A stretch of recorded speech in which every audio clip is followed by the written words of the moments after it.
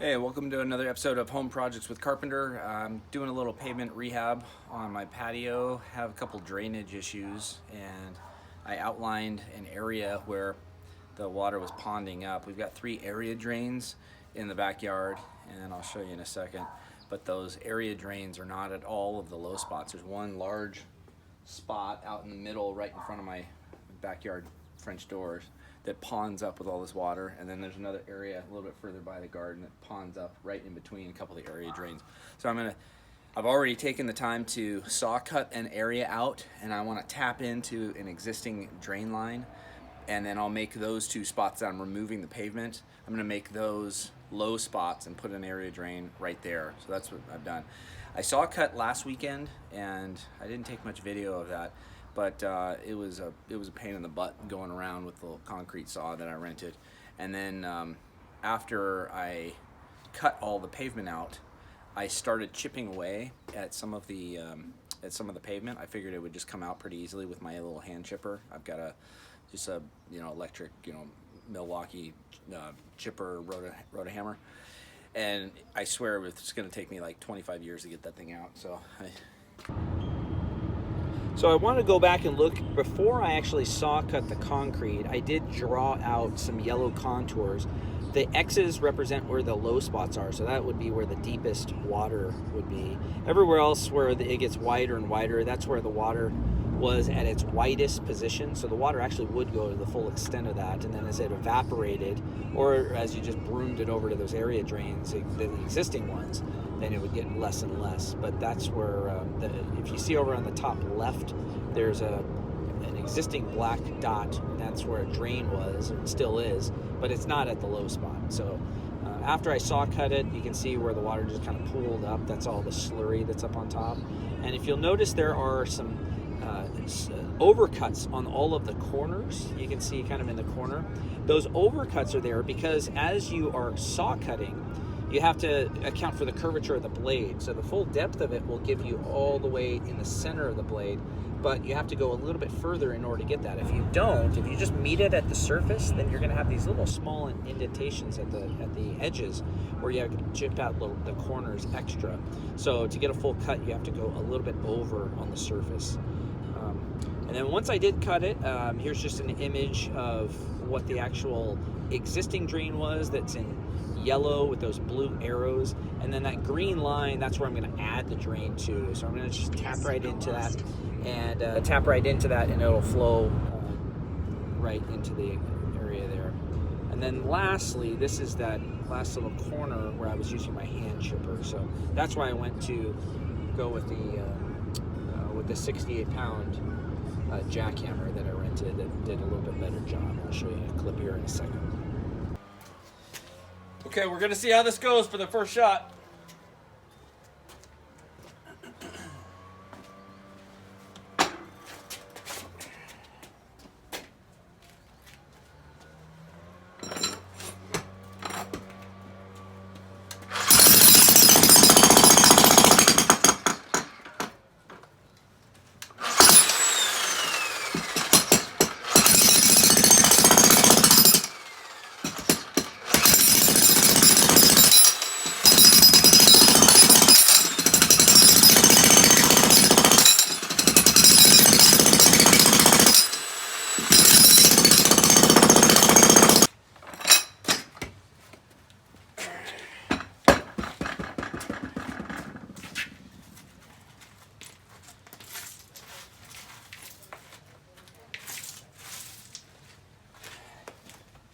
All right, it's going all right.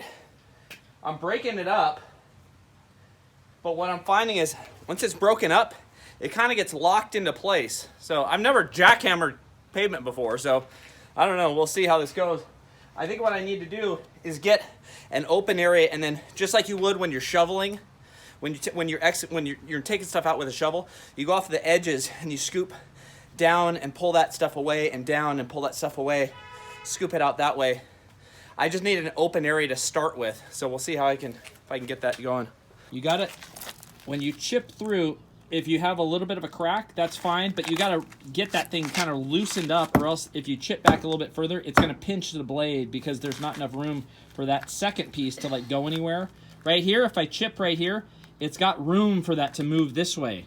Yeah. But right here, if you chip this one and then it's just kind of barely at a crack, you could remove it, and a lot of times you got to get the steel and all that stuff kind of like removed from underneath. Yeah. But the second piece, it has to have enough room, enough gap in between that first one in order for it to slide out, or else you'll pinch the blade in there. So that's one thing I've noticed when I'm...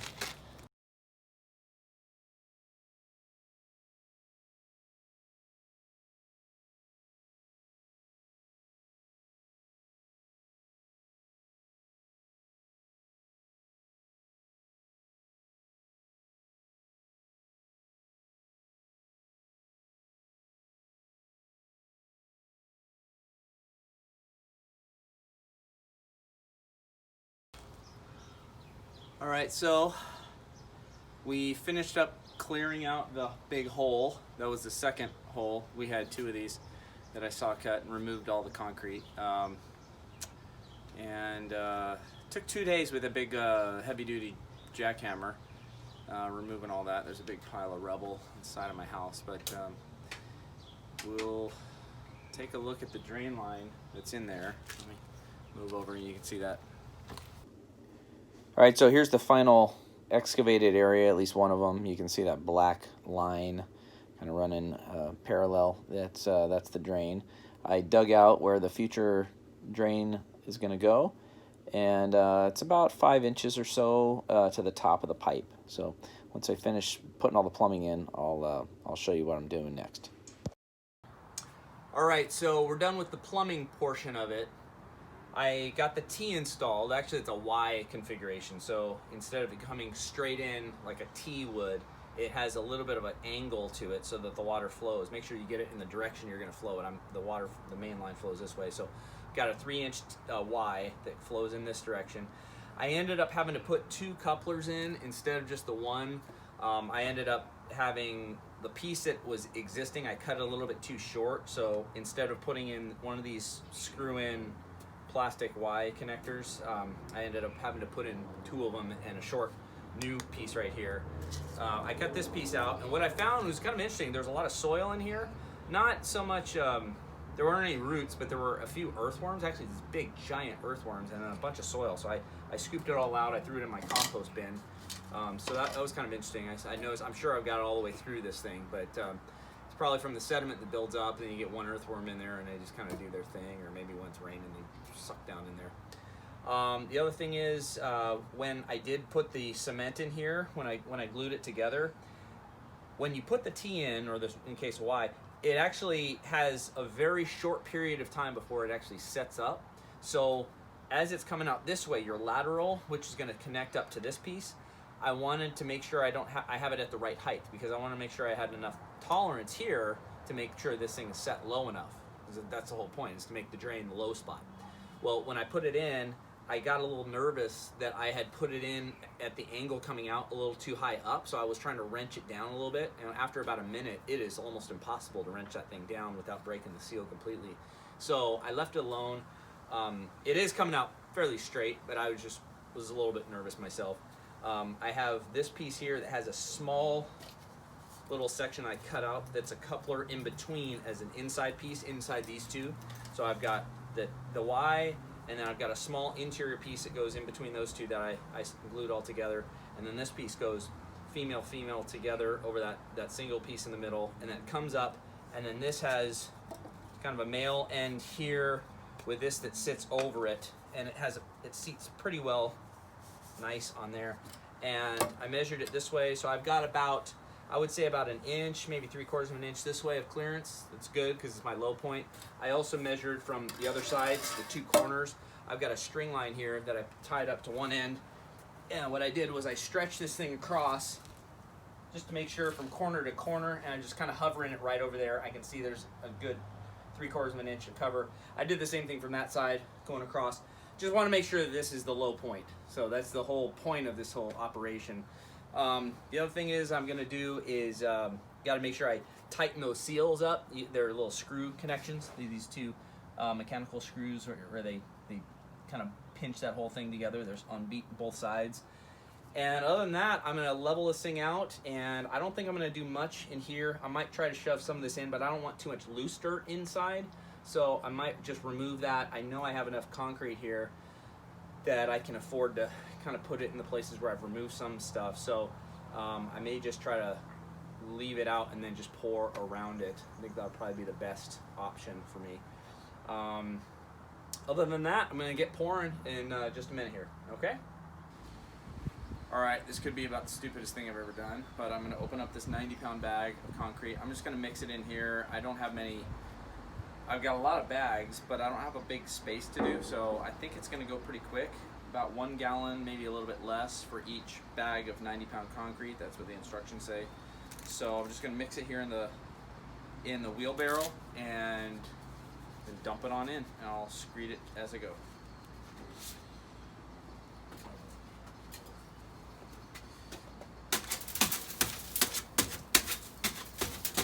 I'm gonna use a garden hoe to mix it up. That's probably the easiest thing to do.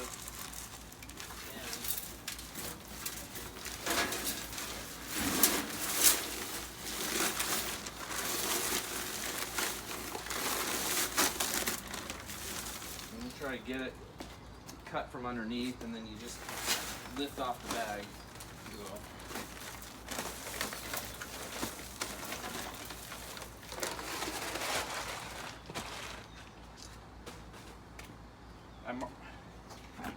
I pre-marked a bucket with 1 gallon here. I'm not going to add it all at once. Add a half of it, mix some up, and then go.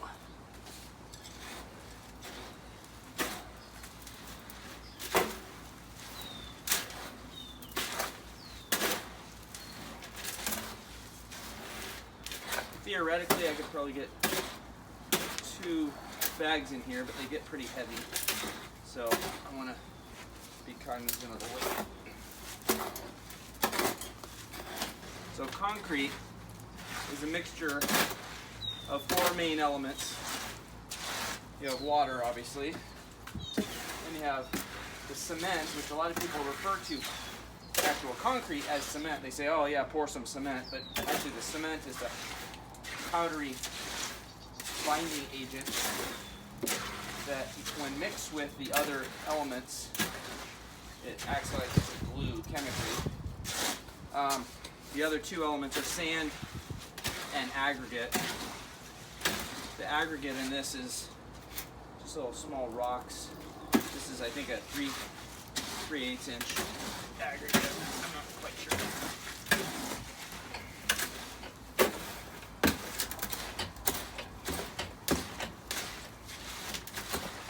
Dry still at the bottom. Just a little bit more. And I also want to make sure I keep my area wet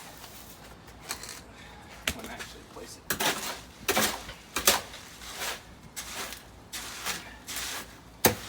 Okay, that's good.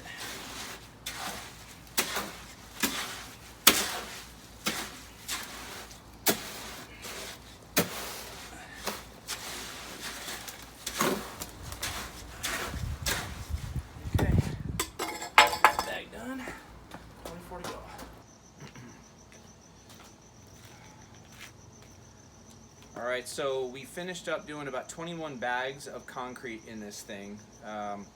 We started from one side, dumping it in, and screeding it with a 2x4. So as we went through, I wasn't sure how much concrete I was going to need, so I used 21. I thought I might need like 25, so I had a few bags extra, so that's alright. And when I was screeding with the 2x4, so one thing that will happen was as you're screening it, you're creating a perfectly level surface.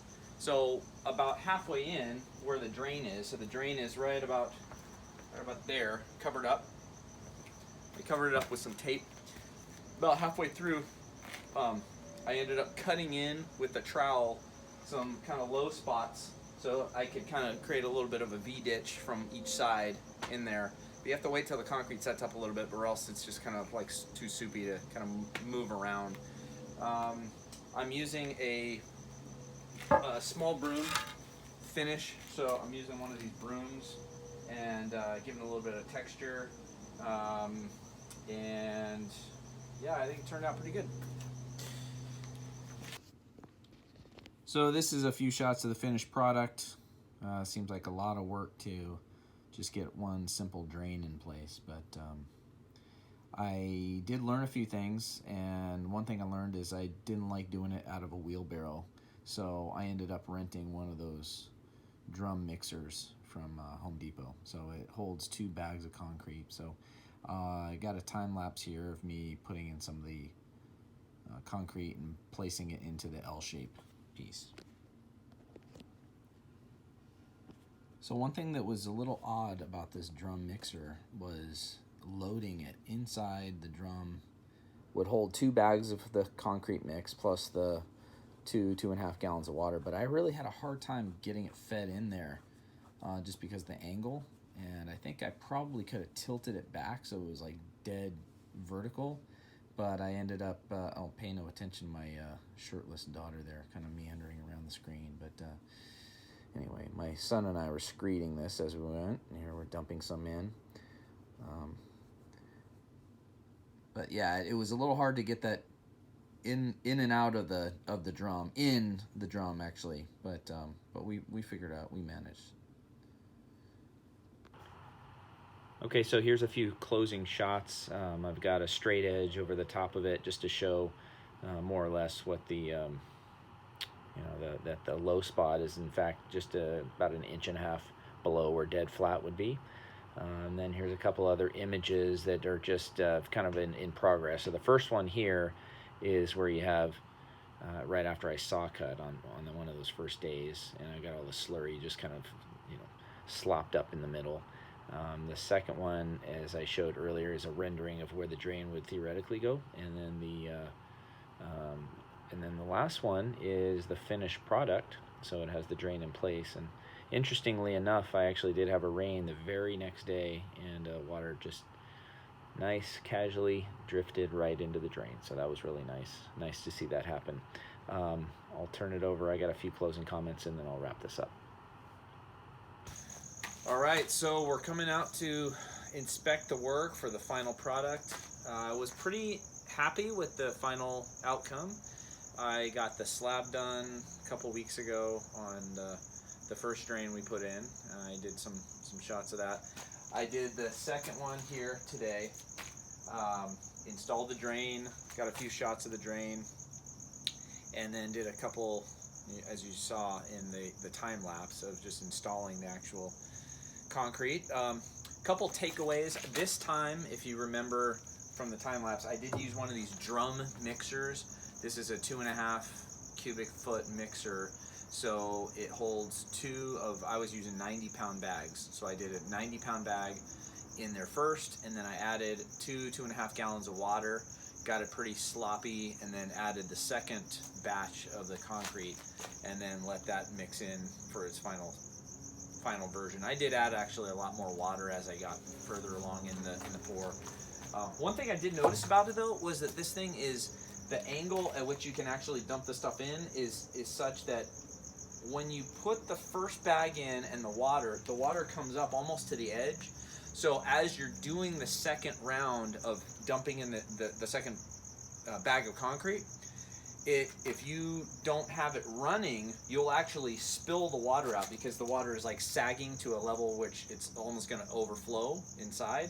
So you have to be running it while you're putting the bag in, and running the mixer and then putting a bag of concrete in is a pretty hefty task when you're dealing with 90-pound bags of concrete. So those things are really, really heavy. I'm not sure there's a better way to do it. I think when I was doing it in the wheelbarrow, obviously because you're just dumping it right in there, I was doing two bags at a time also on the first pour. So it's harder to mix it, but it's a lot easier to just get it in the container. And I think I actually did a better job mixing it than this drum mixer did, just because the stuff in the back tended to really get stuck to the bottom of it. So I'd really have to muscle all the material to get it mixed in thoroughly with the water. So just a couple takeaways. I definitely, if I were to do it again, I would use one of these mixers, just because it saves your back on having to like literally till all of your concrete in the wheelbarrow. Other than that, the other thing I noticed was on the finishing, I set my drain about 1 inch to 1.5 inches lower than the sides, and I started at the narrow end of my little pour, and I built myself a little bit of a trough. You can't really see it with this angle, but I built myself a little bit of a trough to go down that 2 inches down to or 1.5 inches down to where the drain was set at. At the different mixes of concrete, you just have to be really mindful of how soupy, how much water you've added. It has what they call a slump. The higher the slump, the more it kind of sags, and the more it's like easy to work with. So the less of a slump, or the drier the mix when you pour it in, it really sets up pretty fast on you. And then as you're trying to, use the finishing trowel to get it like smoothed out, it's a lot harder when you've put drier mix in at the beginning, and then you're a few hours into the pour, and then you're having to mix that stuff up. I ended up having to kind of remove some of the old drier mix and kind of slop it around different areas where it was not so much right at the top, at the surface, and was easier to work with. So anyway, yeah, I'm pretty happy with the project, and we'll see how it funnels the water in. I think it's just gravity, and I think just based upon the logic of where I bounded out the area, should go in there really nicely. So the first one I put in drains really well, so when I walk out the front door, I'll not walk into a big flood puddle every time it rains. And similarly over here, I think I'll be able to incorporate this big area and drain it all into a nice drain and get it out of the way. And I know my wife will be happy to have the patio back to be able to be usable instead of all these different landmines everywhere. So anyway, so that's it for this project, and really hope you enjoyed watching, and we'll post another one in a future date. All right, thanks a lot.